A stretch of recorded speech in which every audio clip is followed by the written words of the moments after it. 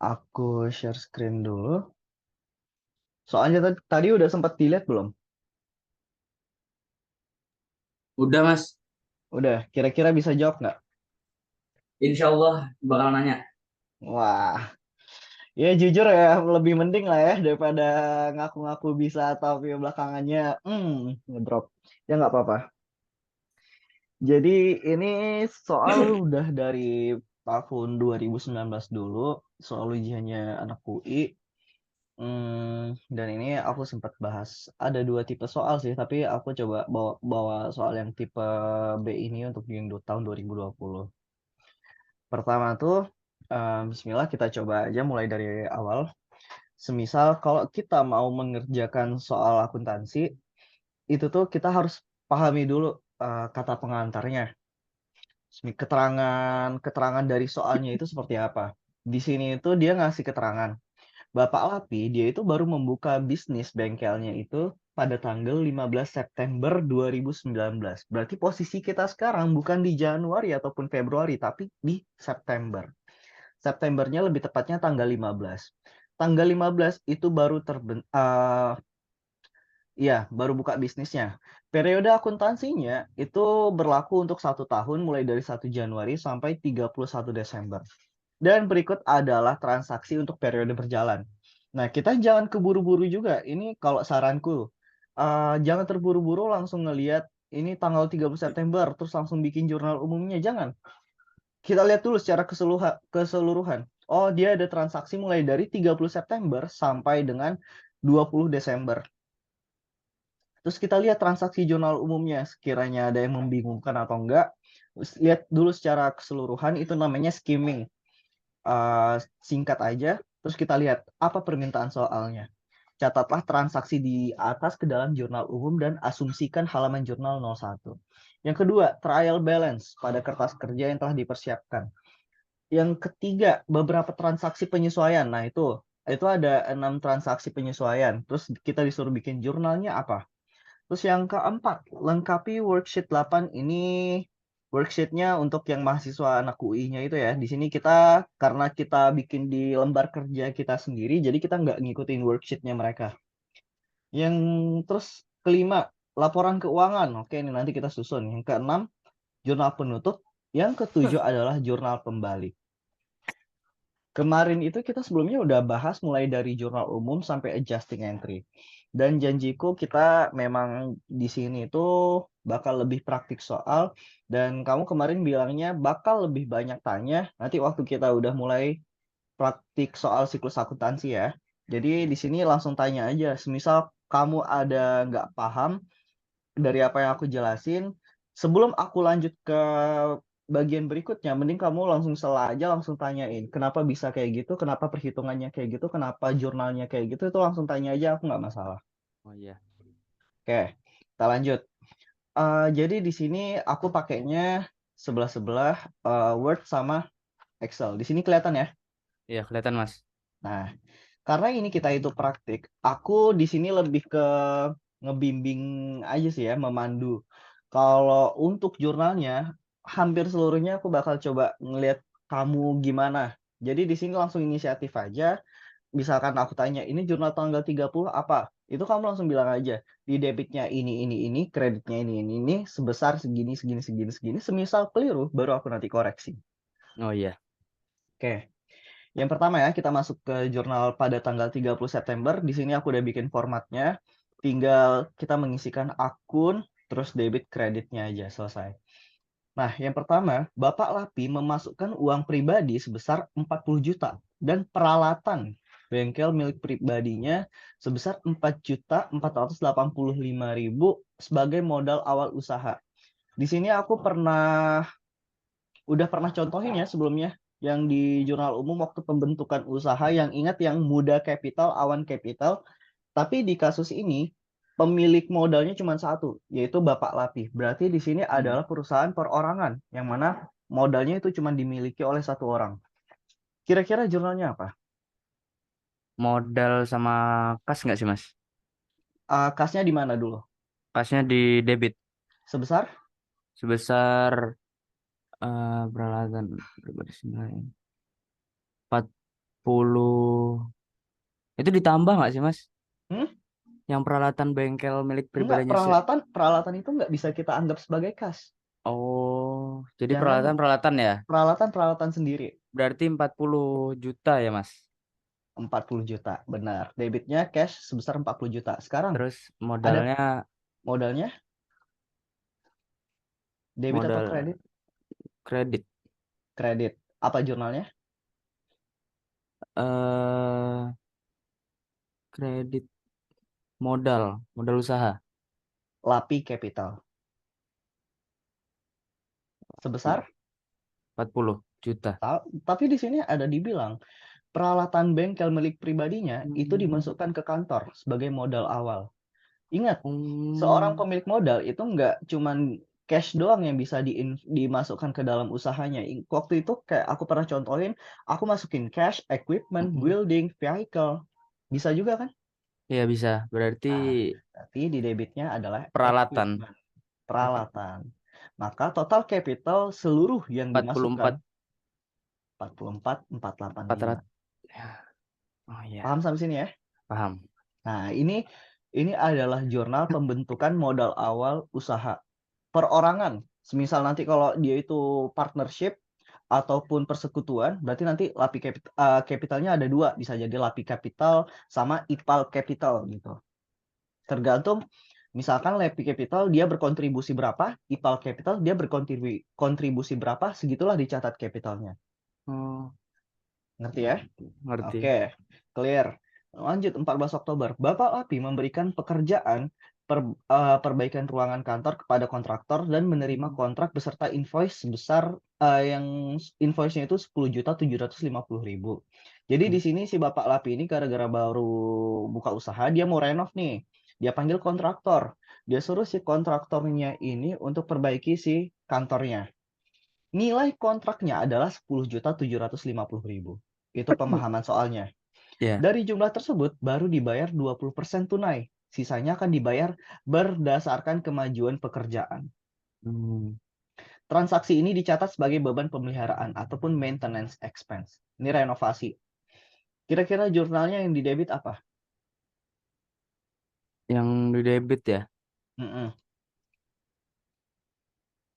memberi pekerjaan. Yang pembayaran itu Mas, apa invoice-nya? Belum, ini apa debit akunnya? Oh, debit akunnya. Berikan pekerjaan kepada. Di sini, maintenance expense. Ini pengeluaran bagi perusahaan. Pencatatan Expense. pembayaran beban toh, beban Iya, pemeliharaan toh. iya. Nah, pengeluaran ini dianggap sebagai expense, bukan pembelian aset. Ini nggak sama kayak kita pembelian supplies ataupun apa. Ini merupakan pengeluaran pembayaran gitu, Iya. termasuk beban pemeliharaan. Maka dicatat di debitnya adalah maintenance expense. Ingat, posisinya expense adalah di debit dan expense itu kontra terhadap ekuitas, mengurangi ekuitas. Ingat, biasanya kan kita ingatnya ekuitas itu posisinya di kredit terus kan. Iya. Ekuitas di kredit itu bertambah bertambah bertambah, tapi expense itu karena dia kontra dari ekuitas makanya posisinya di debit tuh. Cash di kreditnya apa kira-kira? Cash. Cash sebesar, di sini aku bantu aja untuk hitung-hitungannya, karena ingat memang invoice-nya itu 10.750.000 tapi Tapi baru dibayar dibayarkan dua dua puluh puluh persen persen tunai. Itu 2.150 ya Mas? Dikali. Di sini adalah 2.150.000 Oh iya. benar. Nah, terus kalau gitu sisanya kenapa nggak dicatat? Karena dia itu bayar berdasarkan apa yang udah dikerjakan. Kita Kemajuan. nggak mencatat kenapa nggak mencatat accounts payable sisanya, Mas? Kenapa nggak 7.850.000 itu dicatat sebagai accounts payable? Kan utang nih, kita invoice-nya kan 10 juta, baru bayar 2 juta, berarti 8 jutanya jadi accounts payable dong. Nggak bisa. Karena di sini kita belum ada pengerjaan yang dilaksanakan dan belum ada pembayaran yang dilakukan. Jadi secara hak kita belum terima apa-apa, secara kewajiban juga kita belum ngasih apa-apa. Maka di situ nggak ada impact-nya ke ekonomis perusahaan. Ngerti ya? Ngerti. Nah, makanya dicatat itu benar-benar yang secara kita udah ngerasain ekonomisnya. Di sini aku udah merasakan renovasinya sebesar 20%. Aku melaksanakan kewajibanku, yaitu berupa membayarkan cash sebesar 20% atas apa yang udah aku terima. Itulah konsep hak dan kewajiban. Dan akuntansi mengakui itu semua. Kalau haknya udah diterima, walaupun kewajibannya belum dilaksanakan, itu dicatat. Kewajibannya udah dilaksanakan, tapi haknya belum diterima, itu juga dicatat. Haknya diterima dan kewajiban telah dilaksanakan, itu dicatat. Kecuali hak tidak diterima, kewajiban tidak dicatat, kewajiban belum dilaksanakan, itu nggak ada transaksi. Lanjut, 31 Oktober. Membeli berbagai perlengkapan senilai 1.900.000. Dicatat sebagai aset. Perlengkapan apa? Supplies ya. Ya, supplies. Selain itu, Bapak Lapi menerima kontrak kerja dari komunitas untuk melakukan reparasi. Jadi di sini ada 2 kejadian dalam satu hari. Dijadikan dalam satu transaksi jurnal. Nah, karena kalau misalkan ada kasus kayak gini, maka kita kerjanya satu-satu aja. Nggak usah buru-buru harus ini gimana nih biar dijadiin dalam satu entry, nggak usah. Sebatas segini aja dulu. Membeli berbagai perlengkapan kantor senilai 1.900.000 secara tunai. Jurnalnya apa? Perlengkapan. Kalau ini dibayar secara tunai berarti kita udah tahu cash ada yang keluar kan? Ya. Kalau kita udah tahu cash ada yang keluar, berarti kita langsung bilang aja cash di kredit sebesar 1.900.000. Sekarang kita tanya, siapa yang mengisi posisi debit? Perlengkapan. Supplies sebesar 1.900.000. Kalau misalkan dibayar secara kredit gitu, gimana Mas? Berarti akunnya adalah accounts payable Accounts ataupun utang. payable. Oh, Ngerti ya? Accounts iya. payable masuknya liabilities. Kritis. Nah, lanjut ke setelah itu baru kita lihat yang transaksi keduanya. Menerima kontrak kerja dari komunitas, nilai pengadaan untuk para anggotanya. Nilai kontraknya 12 juta untuk diselesaikan pada bulan Januari. Atas order ini, Bapak Lapi menerima menerima uang muka 30% dari nilai pekerjaan. Transaksi ini dicatat sebagai pendapatan. Nah, aku sebelumnya belum ngejelasin masalah pendekatan aset dan pendekatan beban. Ada juga namanya pendekatan revenue dan pendekatan liabilities. Itu satu materi sendiri sih sebenarnya. Tapi karena kita waktunya juga mepet ya, jadi ini aku kasih gambaran aja. Di sini aku kan penyedia jasa. Di Ya. sini aku dapat kontrak yang mana nilai kontraknya itu 12 juta dan di sini Nah, aku menerima DP 30% dari kontrak 12 juta ini. Sekarang aku tanya, hmm. aku udah menerima hakku belum? Udah uang muka. Uang muka sebesar 30% kan? Ya. Tapi ada kewajiban yang udah aku laksanakan belum? Per 31 Eh, Oktober ini. 31 Oktober belum. Belum kan? Berarti Ya. aku masih ada utang jasa ke orang lain, iya nggak? Ya. Nah, kalau misalkan aku menerima uang muka sebesar 30%, berarti aku mencatat cash di debit. Sekarang yang kita jadi pertanyaan, siapa yang mengisi posisi kreditnya? Di sini Hmm. jawabannya adalah service revenue. Terus, Ini adalah pendekatan revenue. Maksudnya apa, Kak? Pendekatan revenue. Lawan dari pendekatan revenue ada satu lagi. Sebenarnya boleh nggak kalau aku langsung catat itu sebagai revenue, padahal aku belum melaksanakan kewajibanku? hmm, nggak boleh. Nggak boleh, harusnya belum bisa diakui sebagai revenue. Normalnya ini dicatat sebagai unearned service revenue. Normalnya kayak gini, cashnya sebesar 3.600.000, ini masuknya liabilities. Karena apa? Utang jasa kita ke orang lain, kewajiban kita ke orang lain, padahal kita udah terima haknya. Hmm. Kewajiban kita ke orang lain itu liabilities. Tapi dalam akuntansi ini aku contohin kemarin itu. Makanya standar itu kadang di IFRS memberikan kita opsi gimana kita mau mencatatkan jurnalnya, termasuk salah satunya dalam mengakui pendapatan, dalam mengakui revenue. Kalau misalkan ini normalnya ya, normalnya Ya. itu cash terhadap unearned service revenue. Kalau misalkan kita menerima DP dan belum melaksanakan pekerjaan. Tapi boleh semisal perusahaan mau mencatatnya sebagai service revenue. Boleh dengan catatan ini adalah pendekatan revenue yang mana impact-nya nanti itu ke adjusting entry-nya. Jadi di sini aku kasih 2 jurnal aja ya. Kita yang sebelah di A sampai E ini untuk yang sesuai permintaan soal. Sekarang aku bikin jurnal satu lagi yang di kolom G sama H. Ini dengan pendekatan yang berbeda. Uang, uang muka tuh boleh nggak sih dibayar secara kredit, Mas? Uang muka dibayar secara kredit. Bisa nggak? Aku belum terima cash. Iya. Aku udah berarti aku udah terima hakku belum? eh Udah, tapi secara Udah. kredit. Belum, Nggak belum. ada, nggak ada istilah terima hak secara kredit. Berarti kan dia masih ngutang toh? Iya, masih ngutang. Berarti aku belum terima hakku kan? Iya. Aku udah melaksanakan kewajibanku belum? Kalau misalkan sudah melaksanakan kewajiban gimana, Mas? Kalau udah melaksanakan kewajiban, maka jurnalnya adalah accounts receivable. Kita mengakui yang seharusnya menjadi hak kita, itulah Iya. piutang Oh, kalau terhadap misalkan belum? service revenue. Ini, iya kan? Kalau Iya. misalkan aku belum menerima apa-apa dan aku belum melaksanakan apa-apa, no Iya. entry. Oh, no. Nggak ada istilahnya DP tapi dalam bentuk kredit. Kredit itu nggak ada. Makanya di sini konsepnya itu hak dan kewajiban. Aku belum Iya. menerima hakku, aku belum melaksanakan kewajibanku, no entry.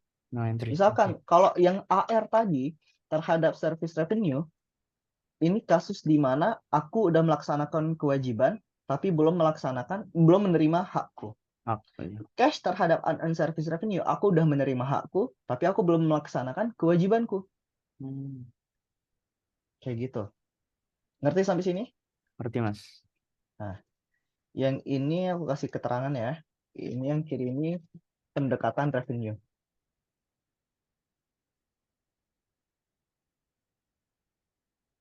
Semisal untuk yang cash terhadap unearned service revenue ini, totalnya berapa? 3.600.000 ya.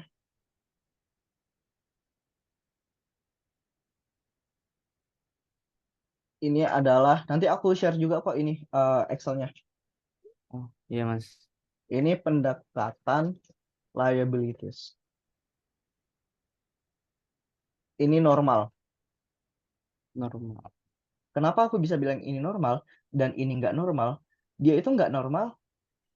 Kalau misalkan nggak ada keterangannya ini, transaksi ini dicatat sebagai pendapatan, maka kita langsung pakainya yang ini. Ngerti? Ngerti, Mas. Defaultnya, settingan defaultnya ya ini, pendekatan liabilities.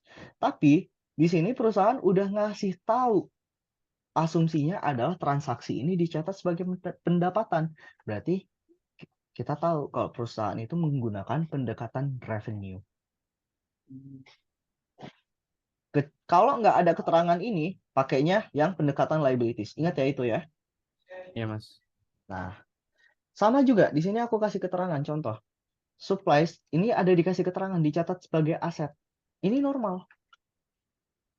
Ini namanya pendekatan aset. Ada nggak Kak nggak normalnya? Ada. Nggak normalnya itu semisal kalau dia itu langsung dicatat sebagai expense. Boleh nggak langsung supplies expense terhadap cash? Bisa. Supplies expense terhadap cash sebesar 1.900.000. Supplies expense terhadap cash ini adalah jurnal. Enggak, ini adalah jurnal pendekatan aset. Pendekatan expense, sorry. Nah, kalau misalkan dia bilang dicatat sebagai pendekatan expense atau pendekatan beban, maka jurnalmu adalah supplies expense terhadap cash. Meskipun suppliesnya itu sebenarnya kan baru beli, kan belum kepake mas ini. Itu kan masih aset kita. Tapi semisal dia memang secara keterangannya itu dibilang dicatat sebagai beban, maka jurnalnya langsung supplies expense terhadap cash. Dan ini diperbolehkan di IFRS. Konsekuensinya apa? Konsekuensinya nanti aku jelasin di adjusting entry. Dampaknya nanti di sana baru kelihatan. Gimana adjusting entry untuk pendekatan aset, gimana adjusting entry untuk pendekatan expense, gimana adjusting entry untuk pendekatan revenue, gimana adjusting entry untuk pendekatan liabilities. Tapi kamu harus ingat, kalau misalkan nggak ada dikasih keterangan apa-apa, kita ngikutin yang pendekatan normal. Nggak normal kalau misalkan dia ngasih tahu. Ngerti sampai sini ya? Ngerti, Mas. Oke, ingat pokoknya konsep hak dan kewajiban itu. Lanjut, 5 November, Bapak Lapi membeli sukuk cadang kecil dan pelumas. Ini dicatat sebagai perlengkapan. Nilai 6.500.000 secara tunai. Ini jurnal mudah nih, apa nih? Debit kreditnya. Tanggal 5 5 November. membeli berbagai, berarti perlengkapan Terhadap terhadap, kan membeli berarti kas keluar ya, Mas? cash keluar, benar. Secara tunai ya, bukan secara Iya. kredit ya. Kalau secara kredit, langsung kita catat supplies terhadap accounts payable. Dan di sini dia ngasih tahu, dicatat sebagai perlengkapan. Kalau misalkan dibilang dicatat sebagai beban, maka supplies expense terhadap cash. Nah, lanjut 7 November. Membeli beberapa peralatan bengkel. Peralatan ya. Ingat, perlengkapan adalah supplies, peralatan adalah equipment. Membeli beberapa peralatan bengkel nilainya 2.400.000. 30%-nya itu dibayar tunai, sisanya utang.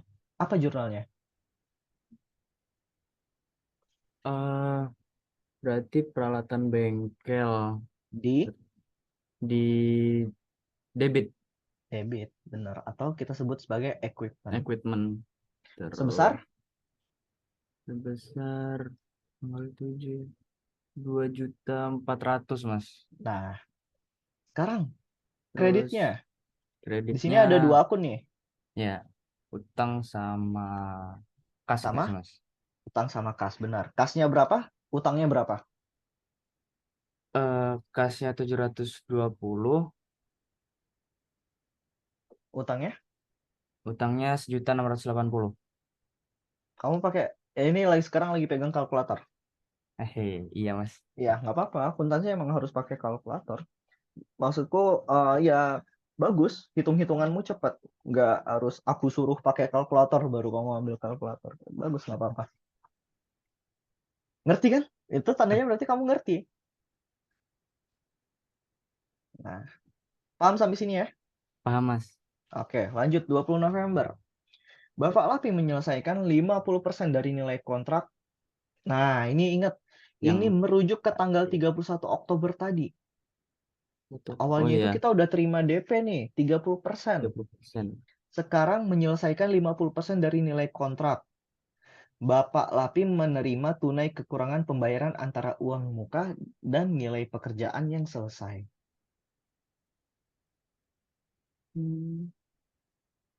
Ngerti nggak? Jurnalnya apa dulu nih? Nggak usah kita ngomongin angkanya. Debit dan kreditnya. eh Bentar, Mas. Bapak Lapi menerima tunai kekurangan. Eh, ini kan nilai kontrak pekerjaan, berarti beban ya, Mas? Kenapa beban? Oh iya, Ini bukan di ya. sini posisinya aku yang ngasih jasa ke orang lain. Oh, masih 31 jasa. Oktober ini. Soalnya kan 31. Hmm, pendekatan revenue toh. ya. Nah, sekarang apa ini di sini?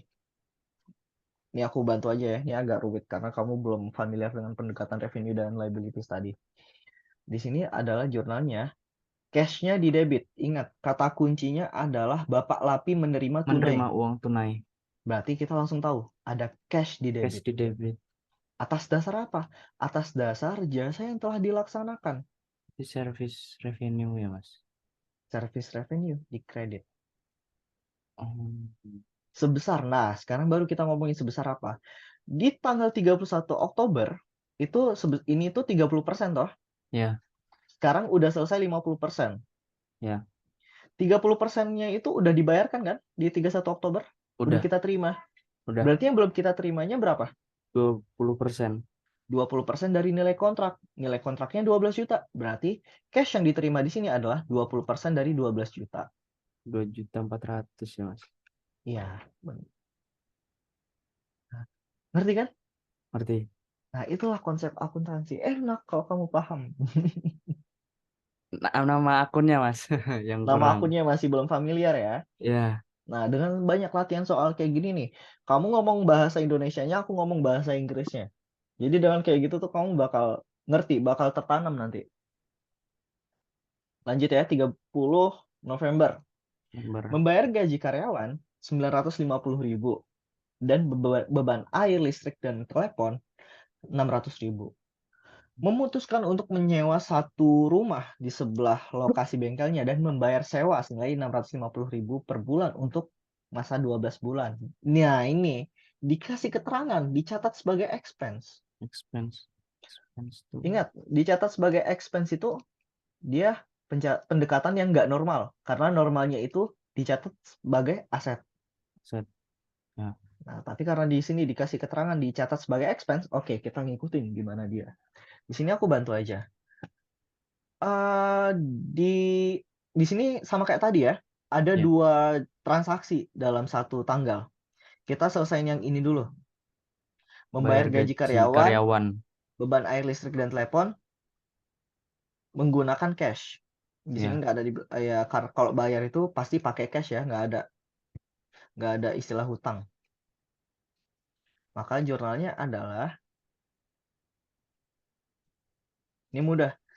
Gaji karyawan itu adalah salaries, beban air, listrik, dan telepon itu adalah utilities. Utilities. Cash, maka totalnya cash yang keluar sebesar Ya. 1.550.000. 550. Lanjut ke transaksi berikutnya. Bayar. Menyewa satu rumah di sebelah lokasi bengkelnya. Ini aku bantu aja. eh Ingat kata kuncinya. Kita di sini nggak ada dikasih keterangan secara kredit. Berarti kita tahu pembayarannya itu menggunakan Tunai. cash. Cashnya dikreditkan. Sekarang kita tinggal tanya, siapa yang posisinya di debit? Karena dibilang dicatat sebagai expense, aku langsung tahu berarti debitnya ini adalah rent expense. Hmm. Kalau misalkan dicatat sebagai aset, Sewa ya. jurnalnya apa? Prepaid rent. Iya, sewa. Sewa 650 dikalikan 12 ya Mas. Berapa? Belum. Yang bayar sewa. 650. Oh iya, ini 650 per bulan ya? Iya, iya Ya, benar. kali 12. Hmm. Dapat 7.800.000. Berarti nyatetnya satu-satu ya Mas, nggak bisa kayak sekalian gitu. Kalau aku ya satu-satu. Tapi kalau misalkan mau dijadiin sekalian bisa. Langsung Oh salaries bisa. expense, utilities expense, dan rent expense. Oh Cashnya 1.550 ditambah 7.800. Totalnya nanti 9.350. Tapi karena kita tujuannya di sini belajar, makanya aku ya, pisah. tapi Biar paham dulu aja. Tapi kalau mau ya digabungin, nggak masalah. Ujung-ujungnya lebih tetap bakal balance. lebih paham dipisah sih Mas.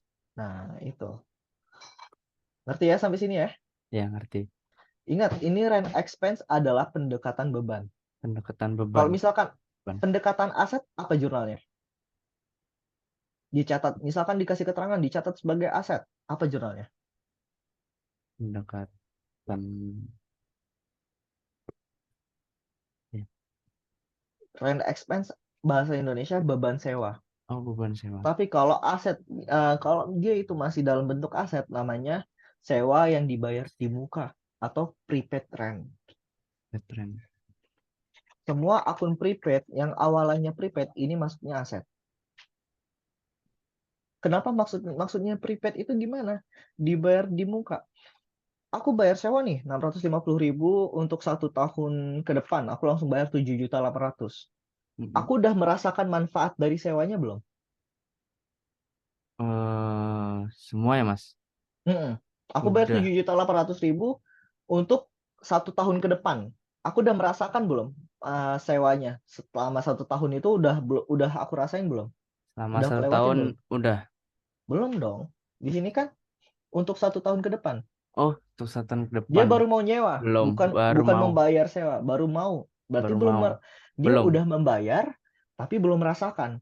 Ya Iya kan? Berarti untuk kedepannya dia bakal merasakan dan itu adalah hak dia, iya tidak? Iya betul Mas. Hak dia karena dia udah bayarkan, tapi dia belum merasakan. Hak dia untuk merasakan 1 tahun ke depan sewa. Makanya yang kayak gini ini normalnya itu dicatat sebagai prepaid rent. Sama kasusnya dengan supplies. Aku baru beli supplies. Normalnya suppliesnya itu belum aku pakai toh, Iya, baru aku beli. baru dibeli. Kalau misalkan aku udah pakai, baru nanti dia itu berubah menjadi expense di adjusting entry-nya. Iya nggak? Iya. Nah, gitu juga sama sewa. Awalnya misal dia itu Hmm. prepaid rent di aset, awalnya kita catat sebagai aset, nanti seiring berjalannya waktu, kalau sewanya udah expired, dia jadi expense kan? Iya. Nah, nanti waktu di adjusting entry, makanya rent expense di debit, prepaid rent-nya di kredit. Itu bedanya nanti. Sampai sini nanti aku keep dulu aja. Yang penting kamu harus tahu kalau misalkan dicatat sebagai expense, jurnalnya adalah akunnya adalah rent expense. Rent Misal dicatat expense, sebagai aset, akunnya adalah prepaid prepaid rent. rent. Misalkan rent expense itu beban sewa, langsung dicatat sebagai beban. Ban. Kalau misalkan masih aset, itu adalah sewa dibayar di buka. Coba dipermuka. Lanjut ya. 5 Lanjut Mas. Desember, Bapak Lapi mencatat berbagai pekerjaan bengkel yang terjadi selama 2 minggu. 2 minggu. Nah, jadi sebenarnya maksudnya itu 2 minggu belakangan ini, total pekerjaan yang udah dia laksanakan adalah nominalnya 3.800.000.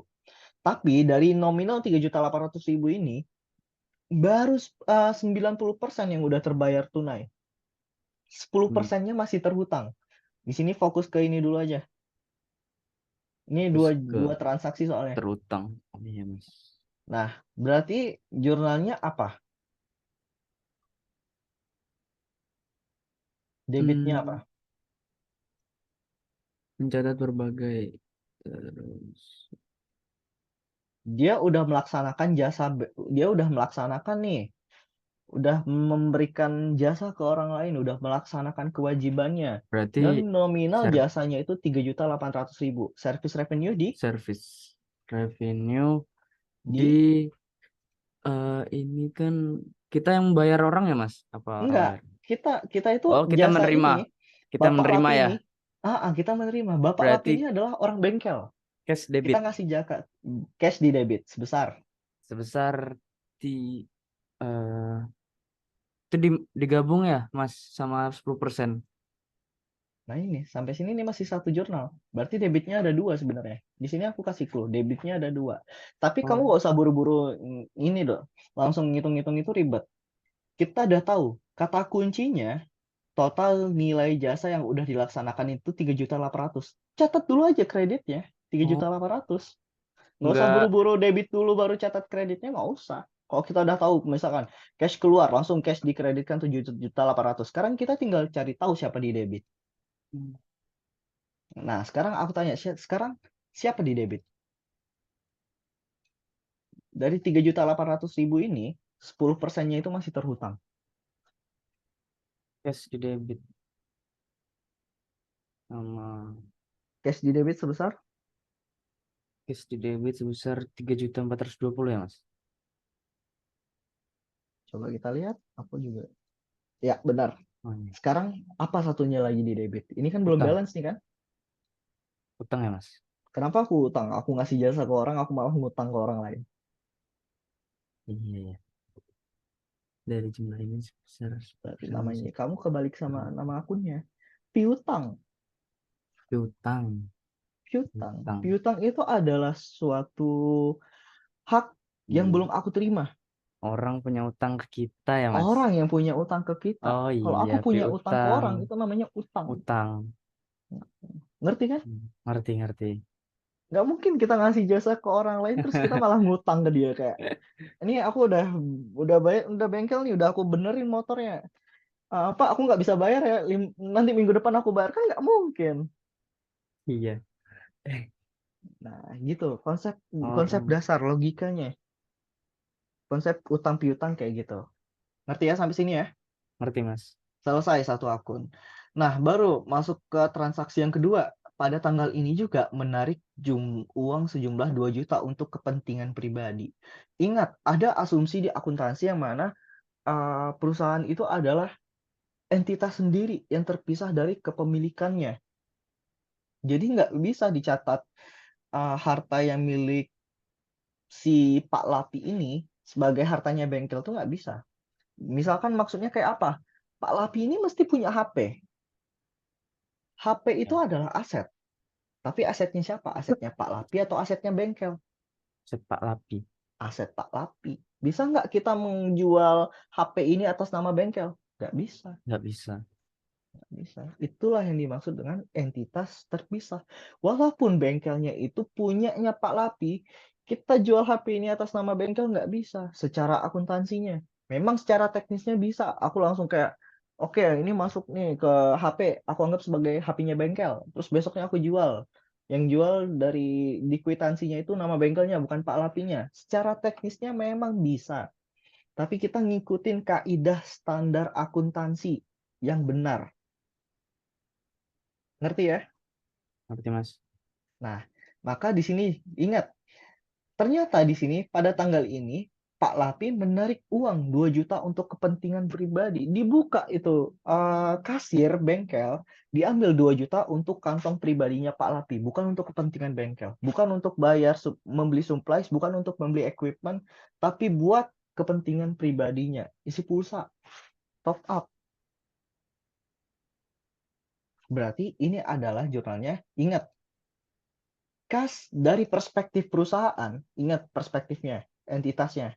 Kita Ya, di sini ngomongin perspektif perusahaan, bukan perspektif Pak Lapi. Pak Lapi itu cuma pemilik modal. Perusahaan telah keluar kas sebesar 2 juta. 2 juta untuk apa? Untuk kepentingan pribadi Pak Lapi. Yang mana itu di akuntansi disebut sebagai prive ataupun drawing.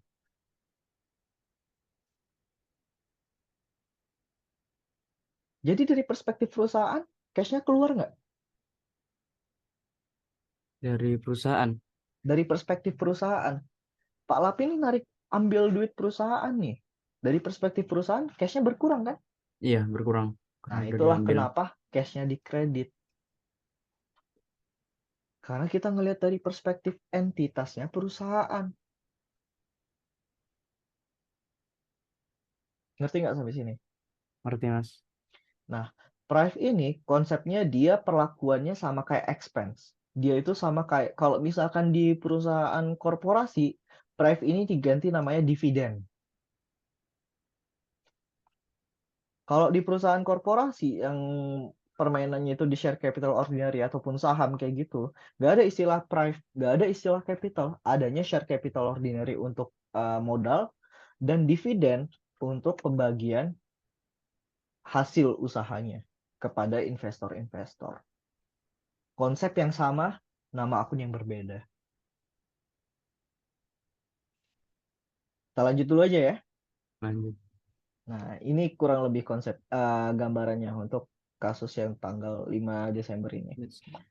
Lanjut, 14 Desember, Bapak Lapi menerima pekerjaan pemeliharaan kendaraan yang dilakukan secara bergiliran sesuai kedatangan di bengkel. Pekerjaan diselesaikan seluruhnya pada bulan Januari. Sekarang posisinya 14 Desember. Pekerjaan yang dimaksud itu baru terselesaikan pada Januari. Berdasarkan kontrak kerja, ada 15 motor yang akan dikerjakan dengan ongkos jasa 350.000 per motor. Ini tarifnya Pak Lapi itu 350.000 untuk servis satu motor. Sedangkan ada 15 motor yang minta diservis sama Pak Lapi. Dari nilai total, Pak Lapi baru menerima 40% dari nilai kontrak pada saat penandatanganan.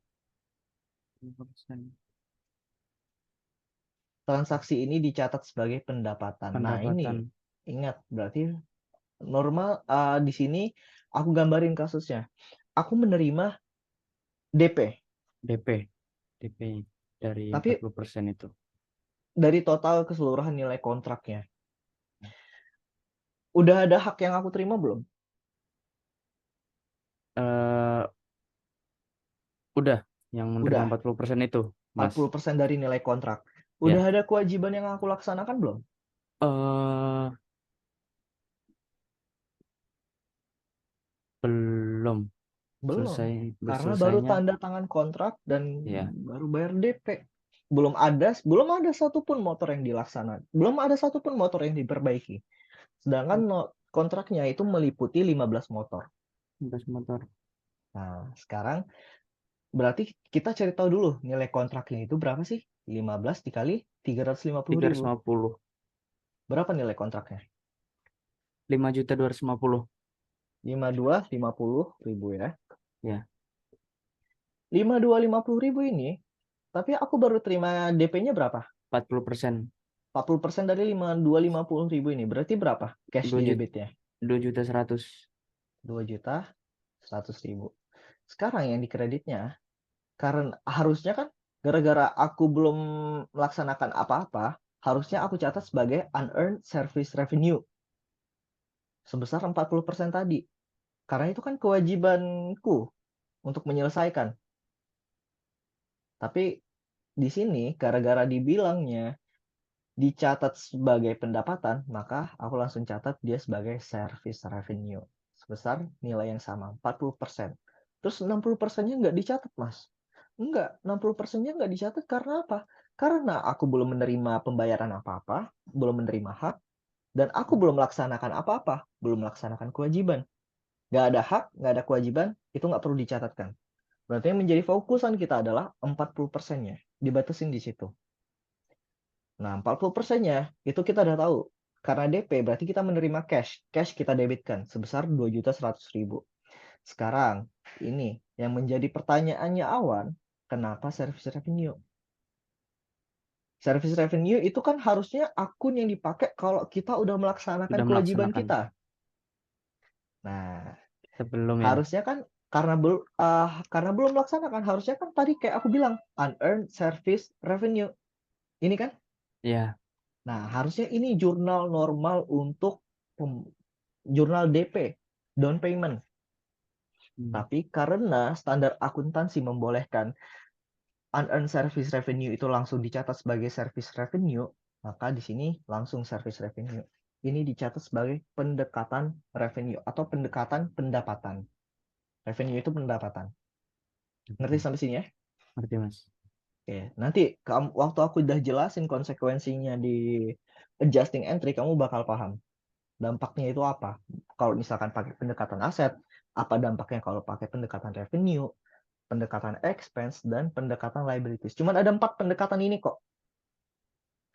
Cuman ada 4 pendekatan ini aja. Lainnya nggak perlu kamu hafalin.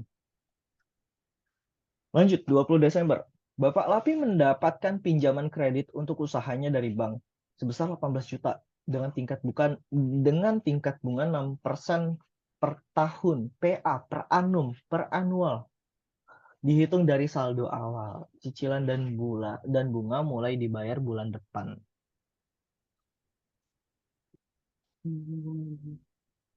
Jurnalnya apa? Dia mendapatkan pinjaman. Berarti 20 Desember ini apa yang didebit? 20 Desember pendapatan. Enggak pendapatan. Aku Tapi pinjam duit kredit ke ya. bank kok malah pendapatan. Pinjam duit. Utang. Oh, kalau pinjam duit, iya benar utang. Kalau pinjam duit, aku dapat apa? Pinjam duit. Dapat duit. Dapat duit. Duitnya di debit dong. Iya. Cash di debit. Simple. 8 cash di debit sebesar 18 juta. Di kreditnya utang. Utang apa? Akunnya bank loan. Dan loan. Kenapa aku pakai bank loan bukan accounts payable?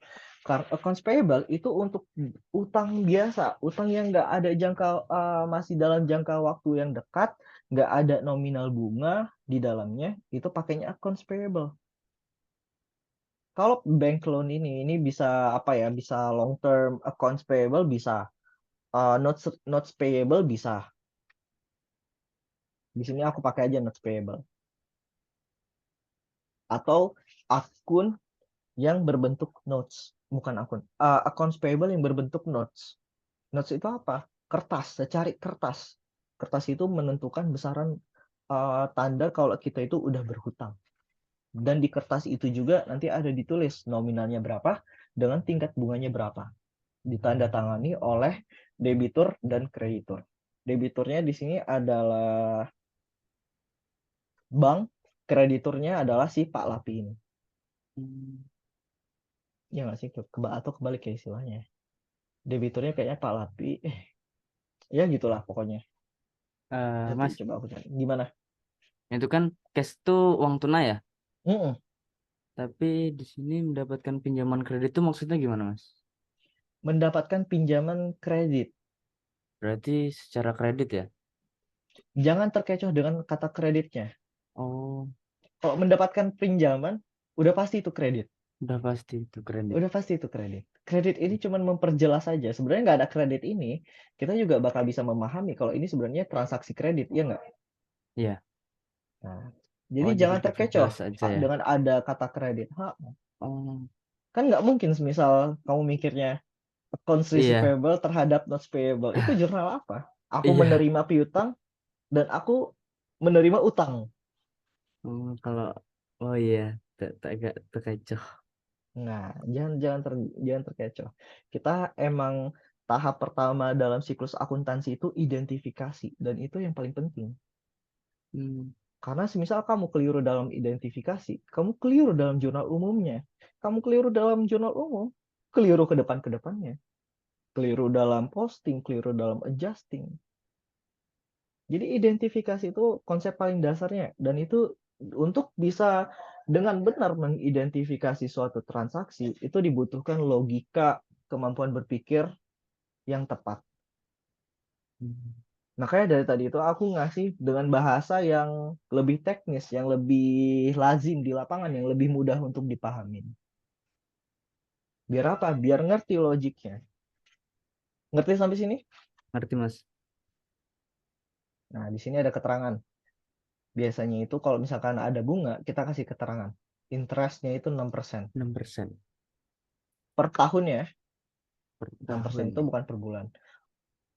Oke, udah selesai jurnal umumnya. Paham nggak? Sejauh ini ada yang mau ditanyain nggak buat jurnal umum? Paham. Paham ya? Oke. Posting, ini aku skip aja gimana? Posting. Posting Oh, itu cuman kayak misalkan iya. kayak tadi. Kamu cash didebitkan, terus ada cash dikreditkan 2150. Posting itu cuman kayak gini. Debit 40 juta, 2150, debit, kredit, debit, kredit, debit, kredit. Yang secara rekapannya cash itu 46.900.000 di debit. Ngerti kan? Ngerti, Mas. Nah, itulah posting. Karena ini kan sebenarnya bisa kamu kerjain sendiri nanti. Karena itu, nah ini aku contohin. Kita masuk ke penyusunan trial balance. Aku contohin aja. Di sini trial balance, semua akun-akun yang udah diposting itu disusun dalam suatu. Ini aku kasih keterangan tambahan. Unadjusted trial balance atau trial balance sebelum penyesuaian. Karena setelah tahapan ini baru kita masuk ke penyesuaian, jurnal penyesuaian ataupun jurnal adjusting entry. Nah, di sini cuman kita ya udah cash itu di debit sebesar 46.900, accounts payable itu di kredit sebesar 1.680 dan seterusnya sampai akhirnya balance antara debit dan kreditnya di angka 76.065.000. Di sini aku nggak bakal terlalu lama, kamu bisa review sendiri aja nanti aku share Excel-nya buat yang kunci jawabannya ini kamu bisa baca-baca aja. Kita lanjut ke adjusting entry ya. Ya, Untuk Mas. posting sama unadjusted trial balance ada yang mau ditanyain? Enggak. Oke, lanjut ke adjusting entry. Balik ke soal yang tadi. Nah, adjusting entry itu dia di soal C. Di sini ada 6 adjusting entry yang perlu untuk dilakukan. Yang pertama, perlengkapan kantor yang tersisa pada akhir tahun adalah sebesar 800.000. Nah, di sini baru aku ingin jelasin ya.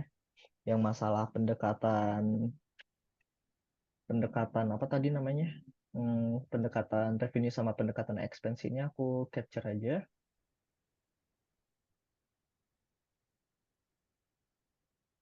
Ini kita hide dulu aja. Aku paste di sini. Nah, perlengkapan kantor yang tersisa pada akhir tahun adalah 800.000. Sekarang kita lihat. Waktu di jurnal umum, itu kita ada beli supplies ya. Ya. Nah, ada beli supplies nih, 1.900.000, 6.500.000. Terus ada supplies lagi nggak? Nggak ada, cuma 2 kali kita beli supplies. Kita bisa lihat di posting. Hmm, Ini jangan dianggap, ini jangan dilihat dulu yang 7.600.000 sama 800.000 ini. Jangan dianggap dulu.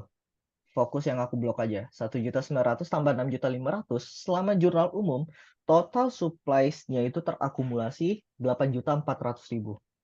Ini angka 8.400.000 itu belum adjusting. Total pembelian supplies adalah 8.400.000. Total pembelian perlengkapan adalah 8.400.000. Kira-kira dari 8.400.000 ini, itu ada yang udah kepake nggak? yang mana Mas? Supplies ini kan 8.400.000 kan, total aku Iya, beli semuanya kan. iya, Kira-kira kepake nggak? Seiring berjalannya waktu, supplies pasti berkurang terus kan? iya. Nah, sekarang di sini masalahnya, dia kasih tahu saldo supplies di akhir tahun itu 800.000. Yang mana kita awalnya beli 8.400.000, sekarang tinggal 800.000. Itu Maksudnya apa? kapan kantor yang tersisa berkurang ya? Berarti dari 8.400.000, berarti ada yang kepake kan? Iya, kenapa Nah, Kak? kepakainya berapa?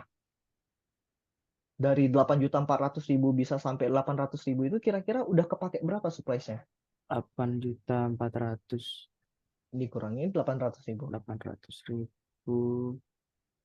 7.600.000, 7.600.000. 600. Maka kalau kita mau mencatat adjusting entry atas atas perlengkapan yang telah dipakai, perlengkapan yang telah digunakan, supplies-nya itu kita kreditkan sebesar 7.600.000. Karena apa? Karena itu udah kepake supplies-nya, udah habis. Manfaat dari perlengkapan itu udah kita rasakan. Yang sebelumnya menjadi aset, ini udah kepake. Istilahnya expired, bukan expired sih kalau untuk perlengkapan ya. Tapi udah kepake. Makanya di sini perusahaan mengakui itu menjadi Baik, beban, beban. supplies expense atau beban persediaan. Di sini persediaan di kreditnya, debitnya beban persediaan. Perhitungannya seperti ini. 8.400.000 dikurangin 800.000. Yang nomor satu yang mau ditanyain? Belum ada. Belum ya. Makanya di posting tadi itu, nah, aku kreditkan 7.600.000, maka sisa saldo supplies di debit per akhir tahun yang sebenarnya adalah 800.000. Udah sesuai antara fisiknya dengan pencatatan akuntansi ya. Iya, Nah, itu tujuannya dari adjusting. Masanya dibilang per 31 Desember secara pencatatan kita masih ada supplies nih 8.400.000, tapi secara fisik kita cuma tinggal 800.000. Maka kita harus keluarin supplies yang sebesar 7.600.000 dan mencatatkan supplies expense di debit sebesar 7.600.000. Saldo supplies per 31 Desember yang sebenarnya adalah sesuai dengan fisiknya 800.000. Lanjut nomor 2, penyusutan aktiva. Nah, ini depreciation expense.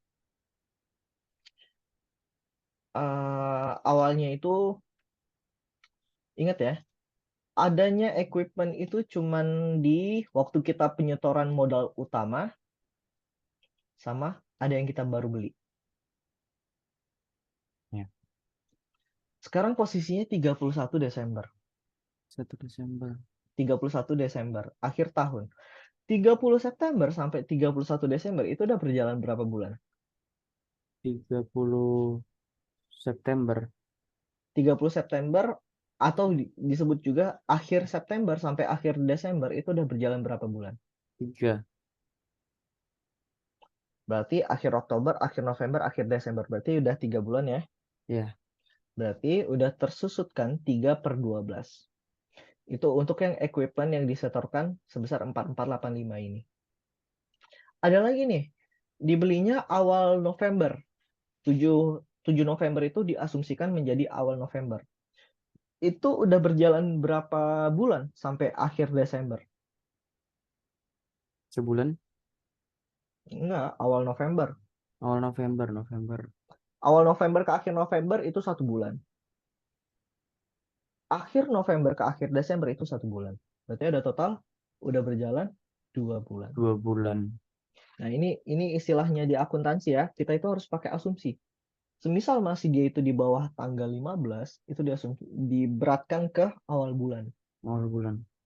Nah, sekarang kebijakannya perusahaan, penyusutan aktiva tetap ditetapkan 10% per tahun. Jurnal untuk penyusutan itu adalah depreciation expense terhadap accumulated depreciation equipment.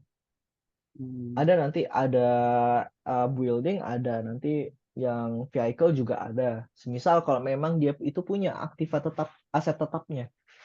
Tapi di sini aset tetap yang disebutkan cuman equipment. Sekarang yang menjadi pertanyaan adalah bagaimana sih perhitungannya? Oh, ini ada lagi. Apa ini hitam? Oh, di sini berarti karena ada dua equipment, perhitungannya 2 kali. 2 kali. Sebenarnya bisa disatuin, tapi tetap kita harus hitungnya 2 kali karena masa waktunya beda-beda. Ini dihitungnya dari akhir September, yang ini dari awal September, November. November. Ini akhir September, equipmentnya masuk, yang ini awal November. Maka di sini aku buka, dapat angka yang ini. Yang pertama itu tadi berjalan 3 bulan toh. 3 bulan. 3 bulan dikali 10%, 10% ini penyusutan 1 tahun. Dia itu menyusut 10% kalau udah berjalan benar-benar selama 1 tahun atau 12 bulan. Tapi nyatanya dia baru berjalan 3 bulan. Maka penyusutannya cuma 3/12 dikali 10% dikali besaran Nominalnya. nilai aset tetapnya. Berapa tadi? 4485. Itu yang disetor di akhir September. Dapat angka 112.125. Sekarang yang kedua, dia baru berjalan 2 bulan. Maka 2 bulan. perhitungannya adalah 2/12 dikali Kali 10% 10% dikali 2.400.000. Dapatlah angka 40.000. Ngerti ya sampai sini?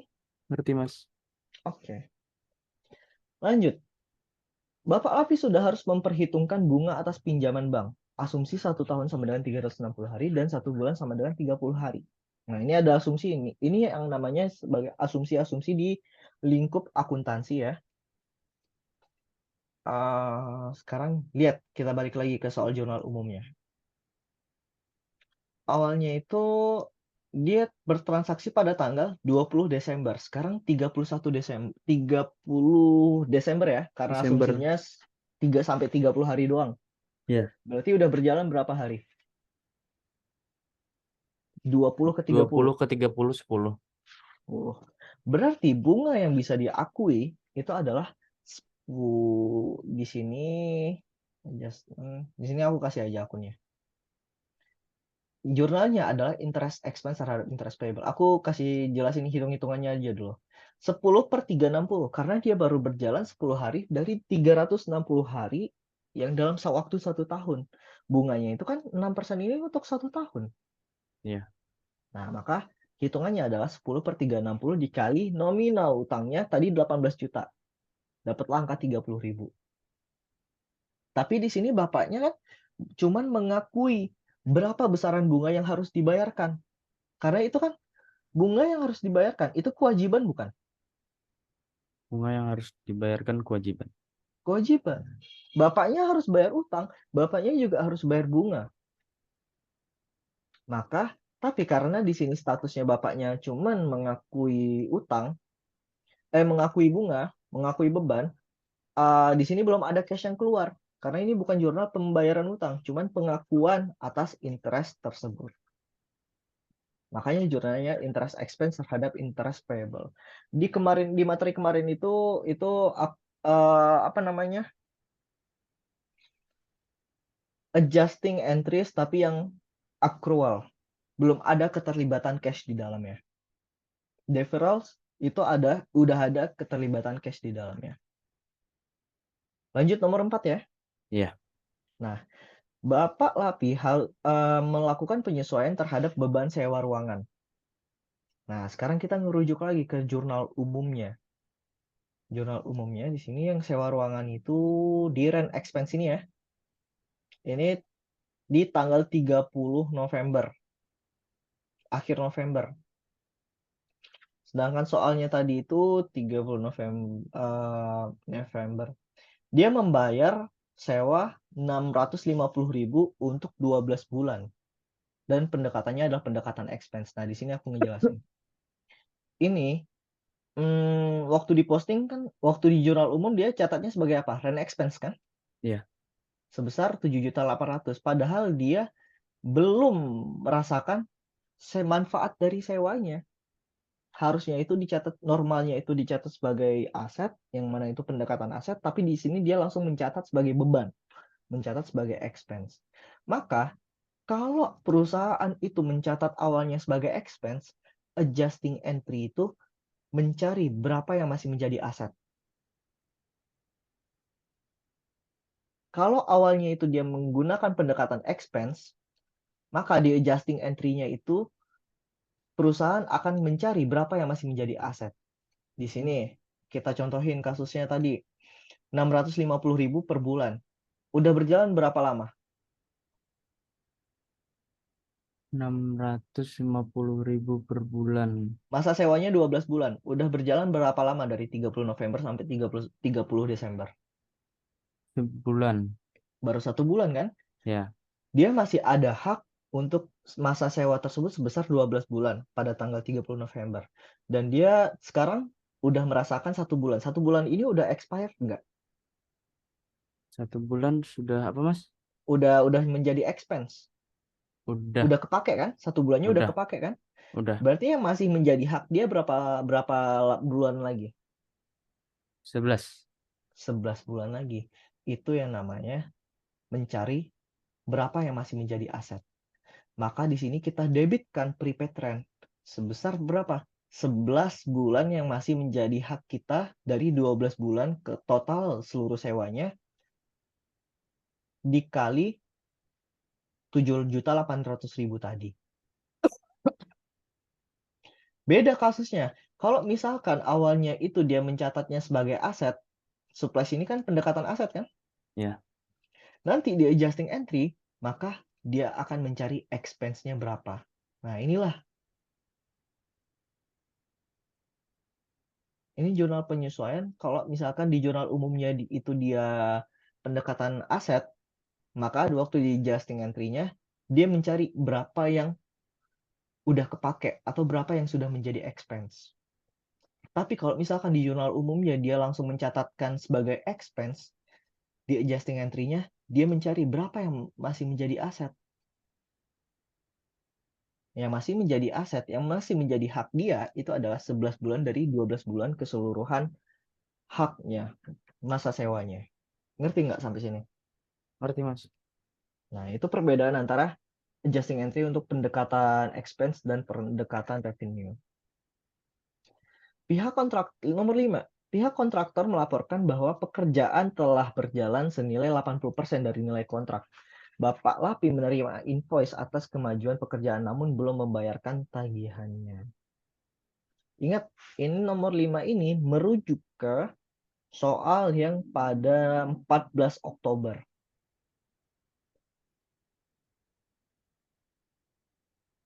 14 Oktober, Pak Lapi ini mau renov rumah nih.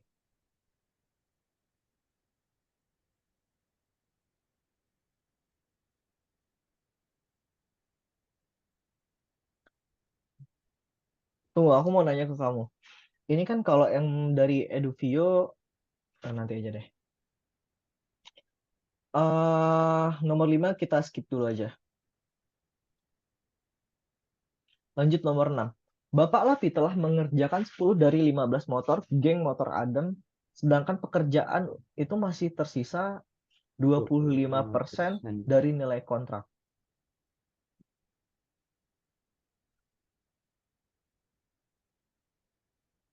Nah, sekarang ingat yang posisinya tadi itu.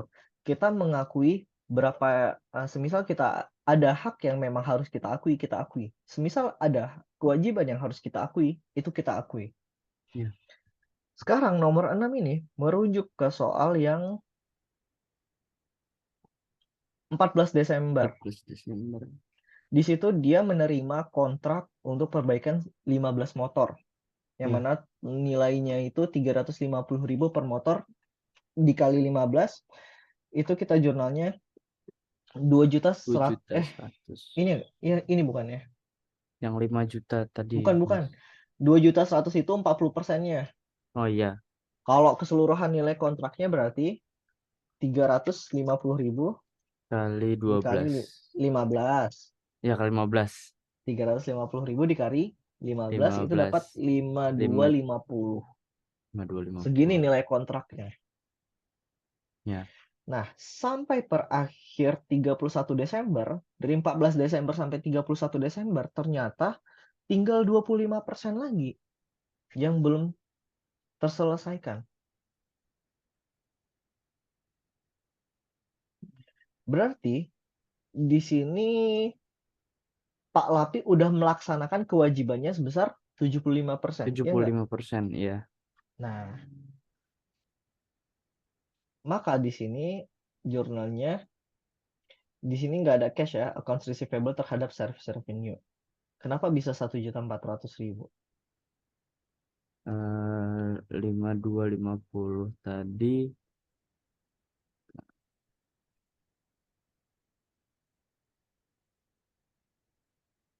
Jurnal umumnya itu 2, 40%. 40% itu 40%. atas dasar Tadi uang muka nilai 8, kontrak, uang nilai muka. kontrak 40%.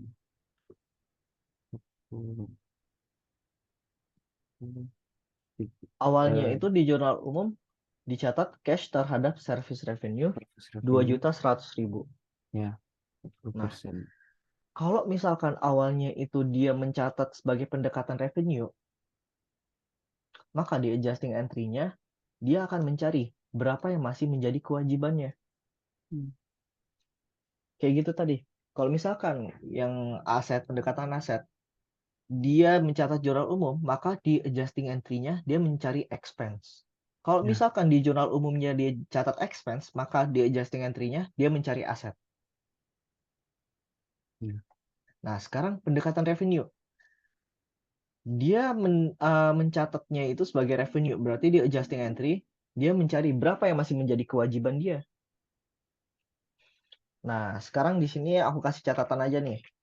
Kewajiban telah terlaksanakan 75%. 75%. Maka service revenue yang harusnya sudah boleh diakui adalah 75% dikali nilai kontraknya tadi berapa? 2.100.000. Eh, 5 5.250. juta 5250. 520. 5250 segini yang harusnya udah boleh untuk diakui. Ya. Tapi di jurnal umum dia udah mengakui 2.100.000. Hmm. Iya nggak? Ya. Berarti total sisa yang masih yang dia akui ini dikurang gimana bahasanya ya? Ini. Segini yang harusnya yang benar-benar dia akui. Sisa kewajiban 25%. Iya kan? Ya. 25% ini belum terlaksanakan, maka hitungannya adalah 25% dari nilai kontraknya. Nilai kontraknya tadi 5250.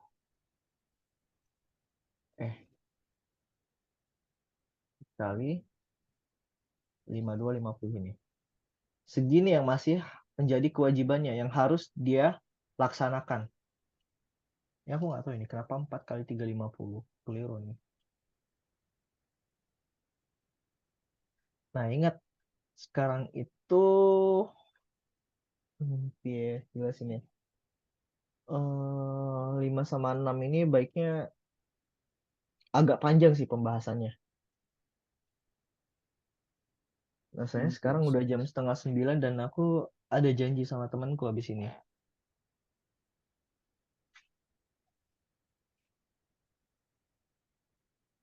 Saya, Ini recordingnya aku stop di sini aja dulu ya. Iya. Set.